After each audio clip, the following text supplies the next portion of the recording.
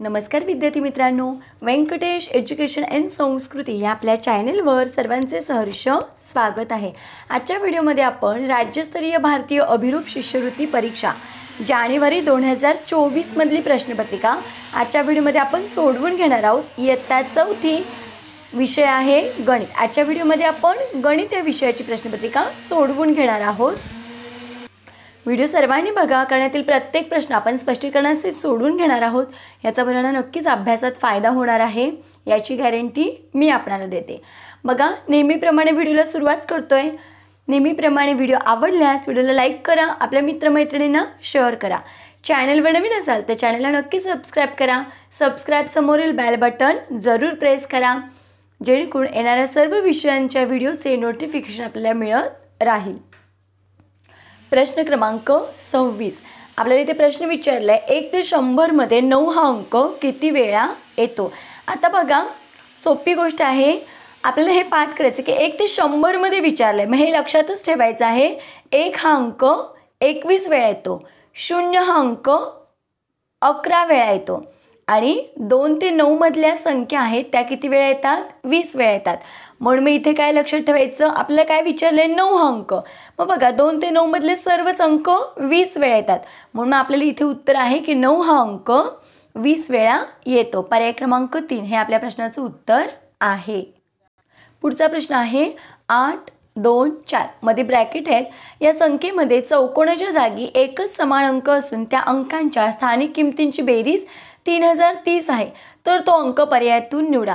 बघा, आपल्याला या स्थानिक किमतींची बेरीज विचारले, मग हे एककाचं घर आहे आणि हे दशकाचं घर आहे, शतक आणि हे हजाराचं घर आहे। मग आपल्याला बेरीज सांगितले, मग आपल्याला माहिती आहे ते कोणता जरी अंक असेल तर ह्याची स्थानिक किंमत किती असणार आहे, 1 2 3 0। बघा, हा इथली संख्या 1 2 आणि हे 3 आणि इथे दशकाचं घर आहे, म्हणून मग इथे त्याची स्थानिक किंमत इथे 0 असणार आहे। मग बघा, यांची बेरीज इथे 0च येणार आहे। आता याची किंमत बघा, इथे किती दिलेली आहे, 3 दिले, मग बघा इथे 3 आणि इथे पण हा 3, म्हणजे इथे सुद्धा आपण 3 हा अंक ठेवूया आणि इथे सुद्धा आपण हा 3 अंक ठेवूया। मग 3000 म्हणजे बघा इथे 3000, 3 दशकची स्थानिक किंमत 30, यांची बेरीज करा, 0 अधिक 3 3, 0 0, 3 3, मग आपलं उत्तर बरोबर हीच संख्या आलेली आहे। मग चौकोनाच्या जागी कोणता अंक ठेवला आपण, तर 3 हा अंक ठेवला, म्हणून मग आपलं इथे उत्तर आहे पर्याय क्रमांक 1। किंवा तुम्ही प्रत्येक संख्या म्हणजे पर्यायातला प्रत्येक संख्या इथे ठेवून त्यांची बेरीज करू शकता स्थानिक किमतींची। पुढचा प्रश्न बघूया आपण। मग इथे आपल्याला पदावली दिलेली आहे। पदावलीचे काही नियम आहेत, ते नियम माहीत असणं गरजेचं आहे। बघा, इथे पदावली आहे तशी मी लिहून घेते। पदावलीचा पहिला नियम आहे कंस सोडवून घेणं। मग हा इथून इथपर्यंत कंस आहे, मग आपण आधी तो सोडूया, बाकीच्या संख्या तोपर्यंत आहेत तशा लिहून घ्यायच्या। आता बघा, इथे कंस मी ठेवते 3 अधिक 5 आणि गुणिले 4 आहे, मग इथे अधिक आणि गुणिले ही दोन क्रिया आहेत। मग आपल्याला माहिती आहे आपण गुणाकार पहिल्यांदा करतो, मग हे 3 आहेत तसं अधिक आहे तसं ठेवूया।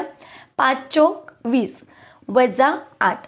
आता अधिक कंस सोडवायचं आहे, म्हणून मी इथे 8, 3 अधिक 20 बरोबर किती, 23। इथे कोणतंच चिन्ह नाही, पण आपल्याला माहिती आहे कंसाच्या बाहेर कोणतंच चिन्ह नाही, मग या दोघांमध्ये कोणतंच चिन्ह असतं तर गुणाकार असतो। वजाचे इथे वजा आणि हे 8। आता आपण गुणाकार करूया, 8 त्रिक 24, 8 दुणे 16 17 18, 23 8 184 वजा 8। बघा, 184 मधून जर आपण 8 वजा केले तर आपलं उत्तर किती येतं, 176। बघा, 14तून 6 गेले, 14तून 8 गेले, 6 राहिले, इकडचा हातचा आपण तिकडे घेतला होता, 7 7 आणि हा 1 किती आलं उत्तर, 176। मग बघा बरं, पर्याय क्रमांक 3 मध्ये 176 आहे, म्हणून आपलं या पदावलीचं उत्तर आहे पर्याय क्रमांक 3 176। पुढचा प्रश्न बघा, एका खुर्चीची किंमत 4999 असल्यास 98 खुर्च्यांची किंमत किती। मग बघा, आपल्याला माहिती आहे ज्यावेळेस आपल्याला हा प्रश्न समजतो की ते कोणती क्रिया करायची आहे, त्याच वेळेस आपण खरं उत्तर काढू शकतो, आहे की नाही। मग बऱ्याच मुलांना कळत नाही, म्हणजे गुणाकार येतो, भागाकार येतो, सगळ्या क्रिया येतात, पण शाब्दिक उदाहरणामध्ये वजाबाकी, बेरीज, भागाकार का गुणाकार हे जोपर्यंत समजत नाही तोपर्यंत उत्तर बरोबर येईल का नाही। म्हणून मला लक्षात ठेवायचं आहे, या पद्धतीने लिहून घ्यायचं आहे, एका खुर्चीची किंमत 4999 आणि आपल्याला 98 खुर्च्यांची किंमत किती विचारली, 98 खुर्च्या बरोबर प्रश्नचिन्ह। मग बघा, कमीचं दिलंय आणि आपल्याला जास्तचं काढायचं आहे. मग अशा वेळी काय करायचं, या दोघांचा गुणाकार करायचा असतो. मग बघा इथे 4999 गुणिले 98 यांचा गुणाकार करून घेऊया आपण. बघा या पद्धतीने इथे आपण गुणाकार करून घेतलेला आहे. मग आपलं उत्तर किती आले तर बघा 4,89,902. आता बघा इथे लिहिताना बघा असं लक्षात ठेवायचं, गुणाकार फक्त आपल्याला पर्याय बघायचे. तर बघा 48,99,02 बघा 48,99,02 म्हणून मी इथे उत्तर आहे पर्याय क्रमांक 4. 98 खुर्च्यांची किंमत आहे 4,89,902 रुपये. पुढचा प्रश्न बघूया. पुढचा प्रश्न आहे 10 रिम कागदापैकी झेरॉक्ससाठी 10 ग्रोस कागद वापरले तर किती डझन कागद शिल्लक राहतील. बघा या प्रकारची गणितं सोडवण्यासाठी आपल्याला सूत्रपाठ असणं गरजेचं आहे. मग 1 रिम म्हणजे 20 दस्ते म्हणजे 40 डझन म्हणजे 480 कागद. 1 ग्रोस म्हणजे 12 डझन आणि कागदांची संख्या कागदांमध्ये काढायचं झालं तर 1 ग्रोस म्हणजे 144 कागद. आता आपण यापैकी कोणतं सूत्र वापरायचं तर आपल्याला प्रश्न कसा विचारलाय किती डझन कागद शिल्लक राहिलेत. मग आपण 10 रिमचं सुद्धा काय करायचं आहे डझनावर काढायचं आहे. मग बघा 1 रिम म्हणजे जर 40 डझन असेल तर 10 रिम म्हणजे बघा 1 रिम म्हणजे 40 डझन असेल तर 10 रिम म्हणजे 400 डझन. आपल्याला डझनाचं उत्तर विचारलं म्हणून मी डझनाचं इथे सूत्र लिहिते. 1 ग्रोस म्हणजे 12 डझन. आपल्याला 10 ग्रोस कागद वापरलेत. मग इथे बघा 10 ग्रोस म्हणजे किती, 1 ग्रोस म्हणजे जर 12 असेल तर 10 ग्रोस म्हणजे 120 डझन. हे काढलं आपण डझनामध्ये. मग एवढे वापरलेत ना, एवढ्यापैकी एवढे वापरलेत म्हणजे कमी झाले, वजाबाकी. शून्यातून 0 गेले 0, शून्यातून 2 जात नाहीत, 0 कट केला, इकडचा हातचा घेतला, इथे राहिले 3, 10तून 2 गेले 8, 3तून 1 गेले इथे 2, मग किती राहिले 280 डझन कागद शिल्लक राहिले. बघा 280 पर्याय क्रमांक 3 मध्ये आहे. म्हणून आपल्या या प्रश्नाचं उत्तर आहे पर्याय क्रमांक 3, 280 डझन कागद शिल्लक राहतील. पुढचा प्रश्न बघूया. पुढचा प्रश्न आहे 15.5 किलोग्रॅम म्हणजे किती ग्रॅम. आता बघा 15 किलोला पावभाग कमी आहे. आपल्याला माहिती आहे 1 किलो म्हणजे 1000 ग्रॅम, 1 किलो म्हणजे 1000 ग्रॅम. मग 15.5 म्हणजे 14 किलो पूर्ण म्हणजे 14,000 आणि पाऊण किलो म्हणजे किती 750 आहे की नाही. मग किती आपलं उत्तर आलं 14,750. मग बघा बरं 14,750 कुठे आहे पर्याय क्रमांक 4 मध्ये. म्हणजे 14 किलो पूर्ण आणि वर पाऊण भाग म्हणून मग 14,750. पुढचा प्रश्न बघा 210 मिनिटे म्हणजे टिंब तास आणि टिंब मिनिटं. आता 210 मिनिट आहेत. आपल्याला माहिती आहे 1 मिनिट म्हणजे 60 सेकंड बरोबर आहे. 1 मिनिट म्हणजे 60 सेकंड आणि 1 तास म्हणजे 60 मिनिट. आता आपल्याला मिनिटांचं तास करायचं आहे. मग काय करायचं या 210 मिनिटांना बघा या 210 मिनिटांना आपण 60ने भागायचं आहे. मग काय करायचं आता बघा 6च्या पड्यामध्ये 21 आहेत का, थोडा वेळ शून्य आपण बाजूला ठेवूया, हा पण आणि हा पण. मग बघा 6च्या पड्यामध्ये 21 नाही आहेत. मग 6 1 6, 6 2 12, 6 3 18. मग बघा 60 त्रिक 180. फक्त बघ ना 60 त्रिक 180, शून्यांची वजाबाकी 0. आता 18 19 20 21 इथे किती आली वजाबाकी यांची 3 आली. मग राहिलं किती 30. मग हे आले काय उत्तर आपण 60ने भागले म्हणजे हे आलेले उत्तर तास आहेत. मग हे 3 तास आणि 30 मिनिटं. मग बघा हे 3 तास आणि हे 30 मिनिटं म्हणून आपलं इथे उत्तर बघा 3 तास 30 मिनिटं. 210 मिनिटे म्हणजे 3 तास 30 मिनिटं म्हणजे 3.5 तास. पर्याय क्रमांक 1 हे आपल्या प्रश्नाचं उत्तर आहे. पुढचा प्रश्न आहे भागाकार आहे 3542 भागिले 7. आपल्याला माहिती आहे भागाकार सोपा असतो. 7चा पडा 35 पर्यंत म्हणायचा आहे. 7 5 35 वजाबाकी आली 0. 21 आपण एकच संख्या खाली घेतो, इथे घेतली 4. 7 पेक्षा 4 खूप लहान आहेत म्हणून इथे 0चा भाग लावायचा. 7 0 0, 4तून 0 गेले 4, वरून हा 2 खाली घेतला. 7 5 35, 7 चौक 42 यांची वजाबाकी केली, बाकी आली 0. मग आपले उत्तर किती आले 506. मग बघा 506 पर्याय क्रमांक 3 मध्ये आहे. पुढचा प्रश्न आहे 48.579 अधोरेखित अंकांची स्थानिक किंमत पर्यायातून निवडा. आता अधोरेखित कुणाला केलंय? 7ला केलंय. मग बघा पॉईंटच्या पुढचं दुसरं घर आहे. लक्षात ठेवायचंय हे असतात ना, हे एककाचं घर आहे आणि हे दशकाचं घर आहे. बघा इथे मी सांगते, हे एककाचं घर आहे. 8 एकक म्हणजे याची किंमत 8च असणार आहे. 4 दशक म्हणजे याची किंमत 40 असणार आहे. आता पॉईंटच्या पुढच्या घरांचा ज्यावेळेस प्रश्न येतो त्यावेळेस लक्षात ठेवायचंय. बघा इथे मी ही संख्या आहे तशी लिहिते, कारण मला सांगा परीक्षेला इथे या परीक्षेमध्ये हे विचारलं होतं, पण काय सांगावं पुढच्या परीक्षेमध्ये कदाचित हे विचारतील किंवा हे विचारतील, म्हणून मग आपल्याला माहीत असणं गरजेचं आहे, म्हणून मग हे सांगते. बघा आता इथे जर 5चं विचारलं असतं तर 5 पॉईंट घराच्या पुढे आहेत, म्हणजे मी इथे 5/10 याची किंमत, आणि 7 पॉईंट घराच्या दुसरं घर आहे म्हणून 7 इथे किती आहेत? हे 7/100 दुसरं घर आहे म्हणून मी इथे 2 शून्य द्यायचे. 9 तिसरं 1 2 3 इकडून मोजायचे. आपण हे पॉईंटच्या पुढचं डावीकडे मोजतो, हे उजवीकडे मोजायचं.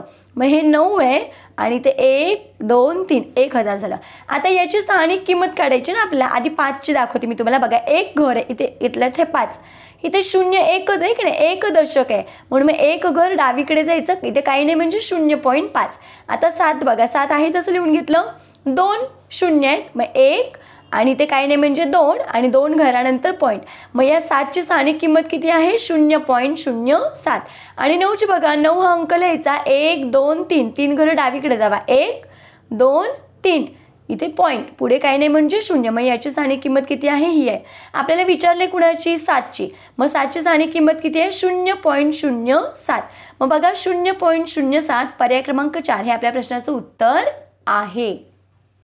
पुढचा प्रश्न बघा, 1200 रुपयात 5 रुपये व 10 रुपयांच्या समान नोट आहेत, तर एकूण किती नोटा असतील? बघा आपण हा प्रश्न सोडून घेऊया, पण तोपर्यंत अजूनही आपण जर या चॅनलला सबस्क्राईब केलं नसेल तर पटकन आपल्या या चॅनलला सबस्क्राईब करून घ्या आणि या व्हिडिओला लाईक पण करा. बघा एकूण रुपये आहेत 1200, 5 रुपये आणि 10 रुपयाच्या समान नोट आहेत. बघा ज्यावेळेस 5 रुपये आणि 10 रुपये, आता इथे 5 आणि 10 दिले, कुठली संख्या असते पण समान नोटा असतात, त्यावेळेस काय करायचं? तर यांची बेरीज करायची. मग 10 आणि 5 किती झाले? 15 झाले. 10 आणि 5 किती झाले? 15 झाले. मग या 15 आणि या 1200ला काय करायचंय? भागायचंय. 15 यांची बेरीज केली मी, 15 आली. 15 आणि एकूण रुपये किती आहेत? 1200. 1200ला काय करायचंय? भागायचं आहे. मग बघा 15 8 120 वजाबाकी केली, बाकी आली 0. हा 0 खाली घेतला, 0ला 0चाच भाग लावायचा आहे. 15 0 0 वजाबाकी आली 0. आपलं उत्तर किती आलं आहे? 80. मग इथे बघा 5 रुपयाच्या 80 नोटा आणि 10 रुपयाच्या पण 80 नोटा घ्यायच्या. मग बघा 8 पंचे 40 आणि हा एक 0 इथे ठेवला, झाले 400. 8 एके 8, हा एक 0 हा एक 0, 1 2 यांची बेरीज करूया. बरोबर 1200 रुपये आले तर आपलं उत्तर बरोबर आहे. 0 अधिक 0 0 0 0 0 4 आणि 8 12. बघा बरोबर 1200 रुपये आलेलं आहे. म्हणून आपलं इथे उत्तर काय आहे? तर किती आपल्याला काय विचारलं? एकूण नोटा किती? आता इथे फसायचं नाही आहे. मग बऱ्याच वेळा मुलं इथपर्यंत उत्तर करतात आणि म्हणतात अरे बापरे आलं माझं उत्तर 80. पण आपल्याला प्रश्न काय विचारले? इथे सगळ्यात महत्त्वाचं लक्ष असणं महत्त्वाचं आहे. एकूण किती नोटा? 5 रुपयाच्या 80 नोट आहेत आणि 10 रुपयाच्या पण 80 नोट आहेत. मग एकूण नोटा म्हणजे या दोघांची बेरीज. मग बघा 0 अधिक 0 0, 8 आणि 8 16. मग एकूण नोटा किती आहेत? तर 160. मग 160 कुठे आहे? पर्याय क्रमांक 3 मध्ये. म्हणून आपल्या या प्रश्नाचं उत्तर आहे पर्याय क्रमांक 3 160. पुढचा प्रश्न आहे, 11:15 वाजले असता घड्याळातील तास काटा व मिनिट काट्यात कोणत्या प्रकारचा कोन तयार झाला असेल? बघा आता छोटंसं घड्याळ करते. इथे 12, इथे 3 6 आणि हे 9. आता हे बाकीचे अंक 1 2 4 5 7 8, इथे 10 आणि हे 11. आपल्या घड्याळात वाजलेत किती? 11:15. आपल्याला माहिती आहे 11:15 म्हणजे 11 वाजायला 15 मिनिटं कमी आहेत. मग मिनिट काटा असणार आहे 9 वर आणि तास काटा असणार आहे 11च्या थोडासा मागे, या पद्धतीने. बरोबर आहे. मग इथं हा लघुकोन दिला आहे, छोटा आहे ना, मग कोणता कोन तयार होतोय? तर लघुकोन. म्हणून आपल्या या प्रश्नाचं उत्तर आहे पर्याय क्रमांक 2 लघुकोन. मुलांनी अशी छोटीशी डायग्राम काढायची. या पद्धतीचा प्रश्न विचारला तर काढायचं आहे पटकन घड्याळ. किती वेळ लागला? 1 सेकंड लागला आहे की नाही. पुढचा प्रश्न बघूया. पुढचा प्रश्न बघा, 1 3, 6, 10, 15, 21. प्रश्नचिन्हाच्या जागी क्रमाने येणारी संख्या निवडा. बघा या संख्या बघता क्षणी लगेच लक्षात येतं की या संख्या कोणत्या आहेत. कोणत्या आहेत संख्या, तर त्रिकोणी संख्या आहेत. बघा चौरस संख्या, त्रिकोणी संख्या, मूळ संख्या, संयुक्त संख्या हे आपल्याला सगळे माहीत पाहिजेत. मूळ संख्या पाठ असेल तर संयुक्त संख्या येणारच आहेत आपल्याला, पण हे सगळ्या बेसिक ज्या गोष्टी आहेत त्या आपल्याला पाठ पाहिजेत. मग बघा या सगळ्या क्रमाने येणाऱ्या त्रिकोणी संख्या आहेत. मग 1, 3, 6, 10, 15, 21. मग 21च्या नंतर त्रिकोणी संख्या कोणती आहे, तर 28. म्हणून आपल्या या प्रश्नाचं उत्तर आहे पर्याय क्रमांक 1, 28. त्रिकोणी संख्या म्हणजे काय आणि त्रिकोणी संख्या कशा ओळखायचा याचा आपण आपल्या या चॅनलवर एक वेगळाच व्हिडिओ केलेला आहे. म्हणजे त्रिकोणी संख्या म्हणूनच एक व्हिडिओ केलेला आहे. तुम्ही तिथे जाऊन तो व्हिडिओसुद्धा पाहू शकता. पुढचा प्रश्न बघूया. पुढचा प्रश्न बघा. 3/5, 4/7, 1/4, 5/8 यापैकी सर्वात लहान अपूर्णांक कोणता. आता बघा छेद पण समान आहे आणि अंश पण समान आहे. मग यावेळेस आपल्याला लहान मोठेपणा कसा समजवायचा, हे गणित ज्याला येते ना त्यांनी कमेंटमध्ये आपलं नाव टाकायचं आहे. की ज्याला ही पद्धत माहिती आहे किंवा ज्याला याचं उत्तर येतंय त्याने कमेंटमध्ये मला येते आणि तुमचं नाव टाकायचं आहे. ठीक आहे. आता बघा खूप सोपं आहे. मी आधी आहे तसं गणित लिहून घेते. बघा खूप बारकाईने लक्ष द्यायचं आहे. जरा वेगळं गणित आहे. 1/4 आणि हे 5/8. आता यामधला आधी फरक काढून घ्यायचा आपण, कारण बघा अंश समान नाही, छेद समान आहे. ज्यावेळेस अंश आणि छेद समान असतो त्यावेळेस आपण एका मिनिटात एका सेकंदात आपण याचं उत्तर काढतो. पण या गणितामध्ये थोडंसं आपल्याला काय करायचं आहे, लक्ष द्यायचं आहे. मग बघा 5तून 3 गेले, फरक किती आला, 2 आलाय. बरोबर आहे. 7तून 4 गेले, फरक किती आलाय, 3 आलाय. 4तून 1 गेला, फरक किती आलाय, 3 आलाय. 8तून 5 गेले, फरक किती आलाय, 3 आलाय. आता बघा या संख्या निघाल्यात. बरोबर आहे. मग आपण सगळ्यात आधी काय काढून घेतलं, या अंश आणि छेदांमधला फरक काढून घेतला. आता हे जे फरक आलाय ना त्याचा लसावी काढायचा. मग बघा 2, 3, 3 आणि 3 या संख्येत. मग बघा बे एक्के बे, इथे जात नाही भाग, आहे तसं लिहून घेऊया. बघा 3 एक्के 3, 3 एक्के 3, 3 एक्के 3. मग किती आला लसावी, 2 गुणिले 3 म्हणजे किती आला लसावी, 6 आला. आता जो आपण हे काढलंय की नाही, फरक काढलंय ना, त्या फरकाचं उत्तर 6 येण्यासाठी बघा 6 येण्यासाठी याला कितीने गुणायचं. बघा बेत्रिक 6 आलं का. 6 3ला 2ने गुणल्यावर 6 येते. या 3ला पण 2ने गुणल्यावर 6 येते. याला पण 2ने गुणल्यावर 6 येते. म्हणजे सगळ्याचं लसावी जो फरक काढला होता त्याला आपण 6 येण्यासाठी ज्या त्या संख्येने गुणून घेतलं. आता ज्याने गुणले त्याला मी असं अधोरेखित करते या पद्धतीनं. आता काय करायचं आहे, ज्याला मी हे केले ना अंशाला आपण याने गुणायचं. हे किती अंश, आता मूळचा अंश घ्यायचा. हे किती आहे, 3 आहे. छेद आहे तसं लिहून घेते. 4/7 आणि 1/4, 5/8. किती इथे याला कितीने गुणलं होतं, 3ने. मग याला पण काय करायचं आहे, 3ने गुणून घ्या. याला कितीने गुणलं होतं, 2ने. याला कितीने, 2ने. याला कितीने, 2ने. मग बघा 3 त्रिक 9. मग याचं उत्तर किती, 9/5. 4 दुने 8. बेके बे, 5 दुने 10. आता बघा छेदाचा काही संबंध नाही आहे इथे, छेद नाही लिहिला तरी चालेल. आता फक्त संख्या बघा. आता इथे काय आलं, 9 आलं. 3 त्रिक 9, 4 दुने 8, बे एक्के बे, 5 दुने 10. आपल्याला विचारले सर्वात लहान अपूर्णांक कोणता. मग या सगळ्यामध्ये लहान कोण आहे, 2 आहे. म्हणजे कोणतं, 2 कशाचं आहे, 1/4चं. म्हणून मी इथे कोणता अपूर्णांक लहान आहे, तर 1/4 हा अपूर्णांक लहान आहे. बघा तिसरा हाच आहे की नाही. मग 1/4 कुठे, पर्याय क्रमांक 1 मध्ये. बघा या पद्धतीने आपण अंश आणि छेद वेगवेगळा असताना म्हणजे भिन्न अंश आणि भिन्न छेद असताना सुद्धा आपण अपूर्णांकांचा लहान मोठेपणा कसा काढायचं ते आज आपण बघितलेलं आहे. परीक्षेमध्ये प्रश्न आला तर हा प्रश्न काळजीपूर्वक याच पद्धतीने सोडवायचा आहे. पुढचा प्रश्न बघूया. किती जणांना ही ट्रिक्स आवडली, त्यांनी सुद्धा ही ट्रिक्स मला आवडली आणि सोपी वाटली असं कमेंटमध्ये नक्की सांगायचं आहे. कारण खरंच आहे आपल्याला ही ट्रिक्स आपल्या म्हणजे आयुष्यामध्ये किंवा आपल्या पेपरामध्ये उपयोगी पडणारी असेल तर नक्कीच एक कमेंट तुम्ही नक्की करू शकता. पुढचा प्रश्न बघा. खालीलपैकी कोणती जोडी सहमूळ संख्येची आहे. आता सहमूळ संख्येची जोडी विचारले. आता आपल्याला यासाठी सहमूळ संख्या म्हणजे काय हे माहीत असणं गरजेचं आहे. म्हणजे काय, ज्या दोन संख्यांचे जर आपण अवयव काढले तर त्याच्यामध्ये फक्त एकच अवयव सामायिक आला पाहिजे, त्याला आपण काय म्हणतो, सहमूळ संख्या म्हणतो. मग बघा आपण 35चं काढूया आणि 9चं काढूया, पर्याय क्रमांक 1चं. आता 35 कुणाकुणाच्या पाड्यामध्ये आहेत तर बघा 1च्या पाड्यामध्ये प्रत्येक संख्या असते, बरोबर आहे. 2च्या पाड्यामध्ये आहे, 5च्या पाड्यामध्ये आहे, 7च्या पाड्यामध्ये आहे, सॉरी 35 2च्या पाड्यामध्ये नाही आहेत, 1च्या पाड्यामध्ये आहेत, 5च्या पाड्यामध्ये आहेत, 7च्या पाड्यामध्ये आहेत आणि 35च्या पाड्यामध्ये आहेत. आता 9 बघा, 1च्या पाड्यामध्ये, 3च्या आणि 9च्या. याच्यामध्ये बघा इथे एक समायिक आहे, इथे पण एकच आहे, बरोबर आहे. दोघांमध्ये कॉमन काय आहे, एकच आहे. बाकी कोणत्या संख्या आहेत का नाही. मग या संख्यांनाच आपण काय म्हणतो, सहमूळ संख्या म्हणतो. आता बाकीच्यांचे मी अवयव काढत बसत नाही, कारण व्हिडिओ खूप मोठा होईल. फक्त आपल्याला हे समजणं महत्त्वाचं होतं, म्हणून आपलं इथे उत्तर आहे पर्याय क्रमांक 1, 35 आणि 9. पुढचा प्रश्न बघा. 5 मीटर लांब व 3 मीटर रुंद आकाराच्या 4 खिडक्या 120 रुपये चौरस मीटर दराने पडदे शिवल्यास, खिडक्यांना 120 रुपये चौरस मीटर दराने पडदे शिवल्यास एकूण किती खर्च येईल. आता बघा 5 मीटर लांबी आणि 3 मीटर रुंदी म्हणजे आयताकृती खिडकी आहे, बरोबर आहे.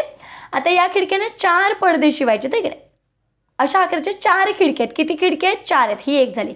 बघा लांबी आहे 5, रुंदी आहे 3. आपल्याला माहिती आहे पडदा आपण इथे असतो, बरोबर आहे ना, पडदा असा असतो. मग याच्यासाठी परिमिती काढायची गरज आहे का. सगळ्यात महत्त्वाचं मुलांना लांबी रुंदी म्हटलं की आयताचं एक तर क्षेत्रफळ काढायचं आहे किंवा परिमिती काढायची हे लगेच समजतं. पण परिमिती काढायची आहे का क्षेत्रफळ काढायचं आहे हे समजलं तरच उत्तर बरोबर येतं. मग बघा पडदा असा असतो ना, बरोबर आहे ना, आपण असा पडदा लावतो आणि हा असा असतो, म्हणजे मधल्या जागेचं मापन म्हणजे क्षेत्रफळ. मग इथे काय काढायचं आहे तर आयताचं क्षेत्रफळ. मग बघा आयताच्या क्षेत्रफळाचं सूत्र काय आहे, लांबी गुणिले रुंदी. आयताचं म्हणजेच खिडकीचं, लांबी गुणिले रुंदी. लांबी माहिती आहे आपल्याला 5 आहे, रुंदी किती आहे 3 आहे, मग 5 त्रिक 15, बरोबर आहे. हे झालं एका खिडकीचं. आपल्याला 4 खिडक्यांचं शिवायचं आहे ना, आकाराच्या 4 खिडक्या आहेत. मग इथे आपण काय करूया, एका खिडकीचं 15 आणि आपल्याला माहिती आहे ज्यावेळेस क्षेत्रफळ असतं त्यावेळेस आपण पुढे काय लिहितो, आता हे मीटरमध्ये दिलं आहे की नाही, मग इथे चौमी लिहायचं, हे विसरायचं नाही आहे. 15 चौमी हे एका खिडकीचं झालं. आपल्याला 4 खिडक्यांचं काढायचं आहे. मग 4 खिडक्यांचे क्षेत्रफळ बरोबर काय करायचं आहे, 15 गुणिले 4 करूया. मग 15 दुणे 30, 15 त्रिक 25, 15 चौक 60 चौमी. आता बघा क्षेत्रफळ आलं 60 चौरस मीटर आहे की नाही. पण आता आपल्याला खर्च काढायचा आहे. एका बघा 120 रुपये चौरस मीटर दराने म्हणजे 1 चौमीला 1 चौरस मीटरला 120 रुपये खर्च आहे ना हा. मग आपलं किती आहे 60 चौमी. मग 60 चौमी बरोबर काय करायचं आपल्याला मी ते गुणाकार. मग अशी सांगितलं कमी आहे जास्त काढायचे, मग या दोघांचा गुणाकार. मग इथे काय करायचं आहे 120 गुणिले 60 यांचा गुणाकार. आता हे शून्य थोडा वेळ बाजूला ठेवायचे. 12 पंचे 60, 12 72, हा एक शून्य हा एक शून्य असे देऊन टाकायचे. किती आले 7200 रुपये खर्च येईल. मग बघा बरं इथे 7200 कुठे आहे, पर्याय क्रमांक 2 मध्ये. म्हणून आपल्या या प्रश्नाचं उत्तर आहे खिडक्यांना जर पडदे शिवायचे असेल तर एकूण खर्च 7200 रुपये येणार आहे. पर्याय क्रमांक 2 हे आपल्या प्रश्नाचं उत्तर आहे. पुढचा प्रश्न बघूया. 25 नंतर येणारी 7वी चौरस संख्या पर्यायातून निवडा. आता मला सांगा चौरस संख्या, लगेच मुलं इथे फसतात पण फसायची काही गरज नाही. आपल्याला माहिती आहे चौरस संख्या म्हणजेच वर्ग संख्या. मग 25 आधी बघूया कुणाची चौरस संख्या आहे किंवा वर्ग संख्या आहे. मग आपल्याला माहिती आहे 5चा वर्ग किती आहे 25 आहे. मग 25च्या नंतरची 7वी चौरस संख्या आहे 7वी. मग बघा 6चा वर्ग 36, 7चा वर्ग 7 7 49, 8चा वर्ग 64, 9चा वर्ग 81, 10चा वर्ग 100, 11चा वर्ग 121 आणि 12चा वर्ग 144. बघा बरं ही धरायची नाही. आता आपण फक्त ओळखण्यासाठी काढलं होतं चौरस वर्ग म्हणजे 25 5चा वर्ग आहे. मग बघा ही पहिली दुसरी इथे 49 आहे बरं का, लिहिताना माझ्याकडून चुकून असं झाले खाली 49. 7चा वर्ग 49 आहे. पहिली दुसरी तिसरी चौथी 5वी 6वी 7वी. मग 7वी चौरस संख्या कोणती आहे 144. मग बघा बरं इथे पर्याय क्रमांक 3 मध्ये 144 आहे. म्हणून आपल्या इथे उत्तर आहे पर्याय क्रमांक 3 144. पुढचा प्रश्न बघूया. 3805 हे अंक प्रत्येकी एकदाच वापरून तयार होणाऱ्या लहानात लहान व मोठ्यात मोठ्या संख्येतील फरक किती. आता बघा लहान पण संख्या याच अंकांपासून तयार करायची आणि मोठी पण संख्या याच संख्येपासून तयार करायची आहे. मग बघा इथे फरक विचारला आपल्याला, माहिती फरक म्हणजे वजाबाकी. मग वजाबाकी करताना पहिल्यांदा मोठी संख्या लिहायची आहे की नाही. मग पहिल्यांदा मोठं कोण आहे 8, 8च्या नंतर 5, 5च्या नंतर 3 आणि नंतर 0. ही झाली मोठी संख्या. आता लहान संख्या लिहिताना मात्र 0 पहिल्यांदा लिहायचा नाही, मग ती 3च अंकी संख्या होईल. मग 0च्या नंतर लहान कोण आहे 3 आहे, म्हणून मग आधी 3 लिहायचा आणि नंतर 2 नंबरला 0 लिहायचा, नंतर आहे 5 आणि मग 8 यांची वजाबाकी. 0तून 8 जात नाहीत, 0 खोडला वर घेतला, इकडचा एक हातचा तिथे गेला, इथे राहिले 10. 10तून 8 गेले 2, 2तून 5 काही जात नाहीत, एक हातचा घेतला इथे 4. 12तून 5 गेले 7, 4तून 0 गेले 4, 8तून 3 गेले 5. मग आपलं उत्तर किती आलंय 5472. मग बघा बरं 5472 पर्याय क्रमांक 1 आपल्या प्रश्नाचं उत्तर आहे. 7:15 वाजता मिनिट काटा कोणत्या अंकावर असेल. आता 7:15 वाजता म्हणजे 7:15. 7:15 म्हणजे 7:15. मग आपल्याला माहिती आहे घड्याळामध्ये 15 मिनिटं कुठे होतात, तर बघा इथे 12 असतात, इथे 3 असतात, 1 आणि 2, इथे 5, 10 आणि 15 म्हणजे 3 वर काटा असेल. मग 3 कुठे 1, 2, 3 पर्याय क्रमांक 3 हे आपल्या प्रश्नाचं उत्तर आहे. बघा बेरजेतील चौकोनाच्या जागी पर्यायातील कोणता अंक येईल. आता बघा इथे बेरीज दिले. मग बघा 2 + 8 10, 2 आणि 8 10, हातचा आला 1, 3 आणि 1 4, 4 आणि 4 8. आता मला सांगा कोणत्या संख्येमध्ये 2 मिळवल्यावर 9 येतील. मग 9तूनच 2 मागे जावा किंवा 2 पासून 9 पर्यंत काउंट करा, तर 7 मध्ये 2 मिळवल्यावर 9 येतात, बरोबर आहे की नाही. 7 आणि 2 9. आता 5 मध्ये किती मिळवल्यावर 2 तर येणार आहेत. 5च्या पुढे 2 अंक आहे का, बेरीज आहे ना आपली. मग 5च्या पुढे एवढ्या संख्या मोजल्यावर 12 आले पाहिजे. मग 5च्या पुढे 7 मोजल्यावर बघा 5 + 7 12, हातचा आला 1, 5 आणि 1 6, 6 आणि 1 7. बघा बरं प्रत्येक मी पर्याय सुद्धा वापरलेले नाहीत, जसे त्यांनी दिले तशी मी बेरीज करत गेले आहे की नाही. सगळ्या चौकोनामध्ये सेम अंक आले आणि कोणता अंक आलाय 7 आणि 7 पर्यायामध्ये आहे, म्हणून मग आपल्या इथे उत्तर आहे पर्याय क्रमांक 2 7. बघा आजच्या व्हिडिओमध्ये आपण 45 प्रश्न सोडवून घेतलेले आहेत. यापुढचे प्रश्न आपण पुढच्या व्हिडिओमध्ये सोडवणार आहोत. त्याची लिंक मी या व्हिडिओच्या डिस्क्रिप्शन बॉक्समध्ये देत आहे, कारण हा व्हिडिओ खूप मोठा होईल म्हणून मी हा व्हिडिओ म्हणजे पुढचे प्रश्न दुसऱ्या व्हिडिओमध्ये सोडवते. त्याची लिंक मी या व्हिडिओच्या डिस्क्रिप्शन बॉक्समध्ये दिलेली आहे. तुम्ही त्याच्यावर क्लिक करा आणि ते पुढचे प्रश्न तुम्ही पाहू शकता. तुम्हा सर्वांना परीक्षेसाठी व्यंकटेश एज्युकेशन अँड संस्कृती या चॅनलतर्फे बेस्ट ऑफ लक. आजचा व्हिडिओ कसा वाटला ते नक्की कमेंटमध्ये सांगा. भेटूया पुढच्या व्हिडिओमध्ये. तोपर्यंत नमस्कार. थँक्यू.